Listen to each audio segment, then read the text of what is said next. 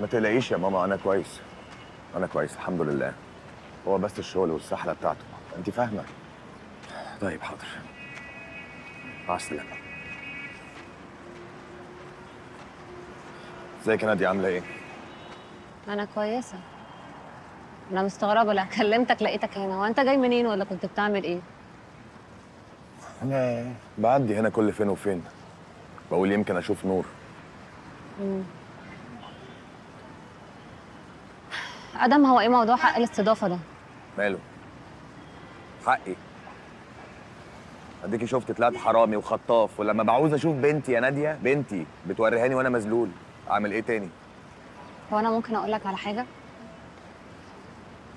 نبيله مجروحه منك جدا على فكره، وموضوع الخيانه ده فعلا كسرها، ولغايه النهارده هي مش قادره تتخطاه. يا ادهم، ان الست تسمع او تعرف ان جوزها بيخونها دي حاجه، ولما يجي يقول لها بخونك ما بحبكيش وتسيب البيت وتكبر دماغك، دي حاجه تانية خالص. يا ستي حتى لو مش هتتعدى الموقف وتتخطاه وتعمل كل اللي هي عايزاه، ايه علاقه ده باني اشوف بنتي يا ناديه؟ بنتي دي حاجه ودي حاجه تانية خالص. عايز اشوف بنتي، يعني امسك مايك واجري في الشارع واصرخ واقول عايز اشوف بنتي يا عالم؟ في ايه؟ بالراحه يا ادهم، انت مالك النهارده؟ في ايه؟ لو انت اللي مكانها وهي اللي خانتك وقالت لك الكلام ده، كنت هتنسى او تتخطى او تتعامل حتى عادي؟ لا مش هنسى ومش هتنيل اتخطى، بس انا مش اول واحد يا ناديه يحس ان هو مش عايز يكمل. انا ما كنتش مرتاح مع نبيله، مش عايز اكمل. مش عيب ان احنا ننفصل، مش عيب. العيب ان هي تحرمني من بنتي، ده العيب. هو انا مش من حقي يا ناديه اني احط تفاصيل شخصيتي في نور بنتي عشان تطلع شبهي؟ مش ده من حقي؟ مش انا ابوها؟ صح. ربنا خلق الدنيا كلها كده، اب وام بيجيبوا طفل. انتوا كده بتغيروا الطبيعه. يا ادهم، انا معاك والله العظيم، مش ضدك. وعلى فكره انا مغلطه نبيله في كل اللي هي بتعمله ده. انا كل اللي بقوله لك والنبي عشان خاطري، تعال نحاول انا وانت نحل بعيد عن اي قضايا عشان ترجع لبنتك. انا موافق، بلاها قضايا يا ستي، بس بنتي تبات في حضني خميس وجمعه. خميس وجمعه؟ طب اديني فرصه بس اتكلم مع نبيله في موضوع البيات ده، ولو انا فشلت خلاص يا سيدي، اعمل اللي انت عايزه وكمل في اللي انت فيه، ماشي؟ ماشي. ادهم، اوعدني انك مش هتعمل اي حاجه وهتديني فرصه.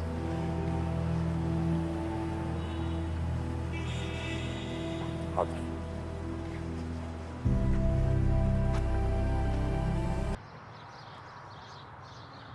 يا فندم، يا فندم، يا فندم بعد اذنك لو سمحت.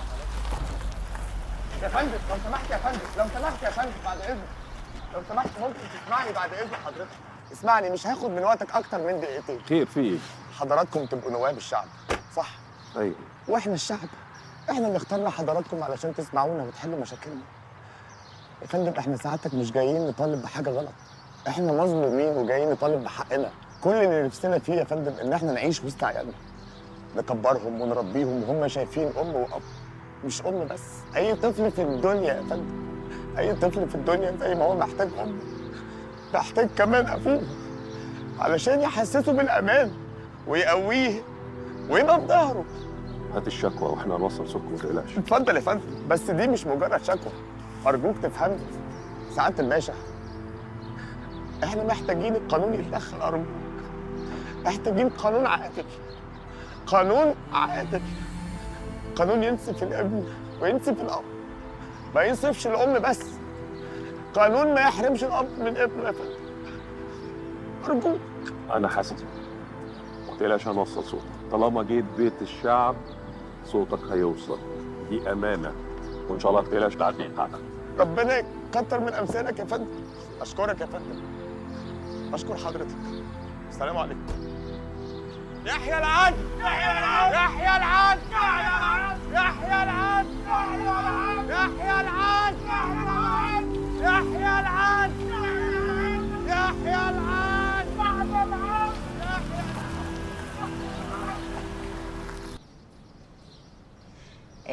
أنا بقول يعني يا ريت ندخل في الموضوع على طول.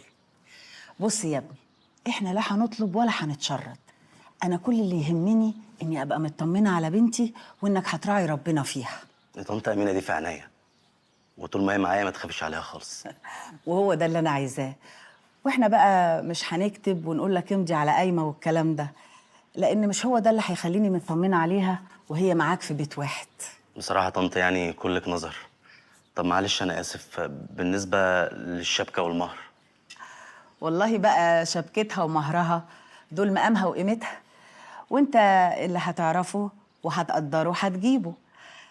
وطبعا لازم يبقى في شقه بقى عشان تعيشوا مستورين فيها. طبعا. اما انا بقى فانا مجهزه بنتي احسن جهاز، والله بحوشه لها من وهي عندها 15 سنه. يعني هتلاقي عندها حاجات كتير قوي.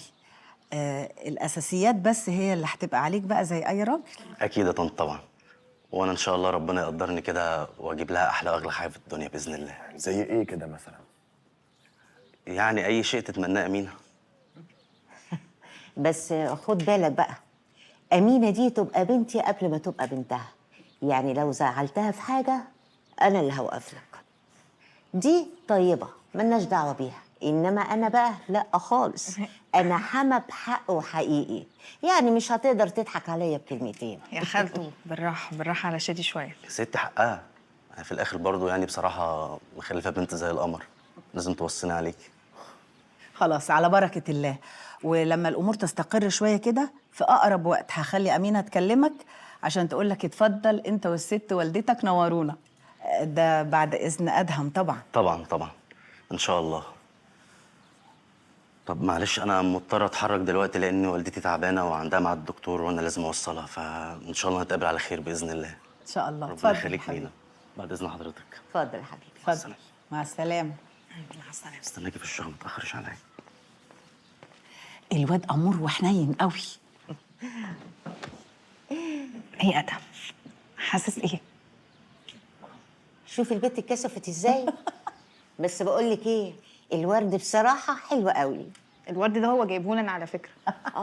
يبقى لازم نتفق من دلوقتي، اي هدايا تجيلك من هنا ورايح لازم تتقسم علينا احنا كلنا.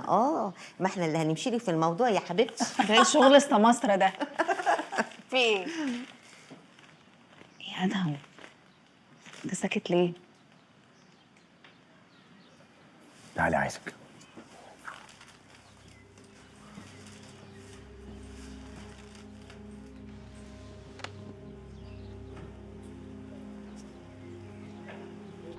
يا أدهم هو انت زعلان؟ قلقان.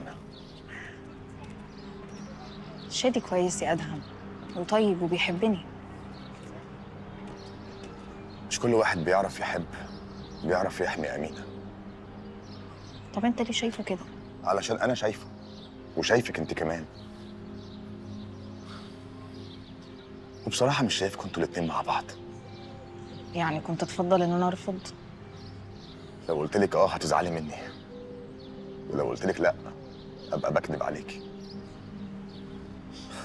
انا وافقت عشان خاطرك بس يا امينه، لكن انا مش مرتاح للواد ده. طب مش يمكن احساسك يا ادهم يتغير مع الوقت؟ هنشوف. المهم يا امينه، انا عايزك تاخدي بالك من نفسك، دي اهم حاجه.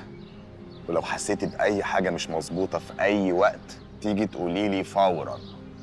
انت هتفضل بقى طول الوقت خايف عليا قوي كده؟ طول ما انا عايش.